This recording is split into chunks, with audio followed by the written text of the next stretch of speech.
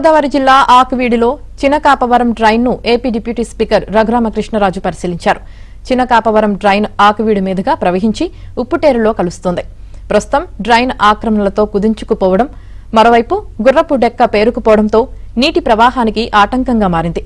దీంతో స్థానికుల ఫిర్యాదుతో డ్రైన్ పరిసర ప్రాంతాలను రఘురామ పరిశీలించారు.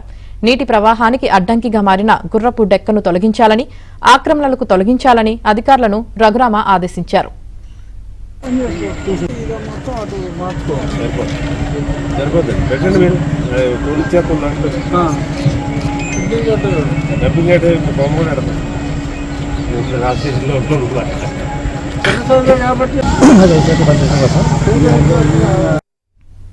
గోదావరి జిల్లా ఆకువీడిలో చినకాపవరం డ్రైన్ ను ఏపీ డిప్యూటీ స్పీకర్ రఘురామకృష్ణరాజు పరిశీలించారు.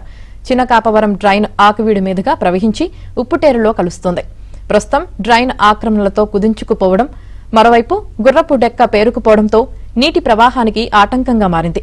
దీంతో స్థానికుల ఫిర్యాదుతో డ్రైన్ పరిసర ప్రాంతాలను రఘురామ పరిశీలించారు.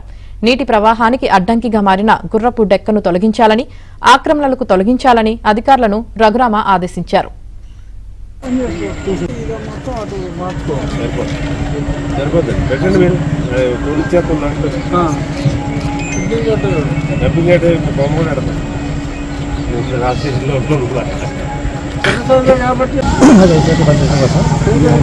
కాబట్టి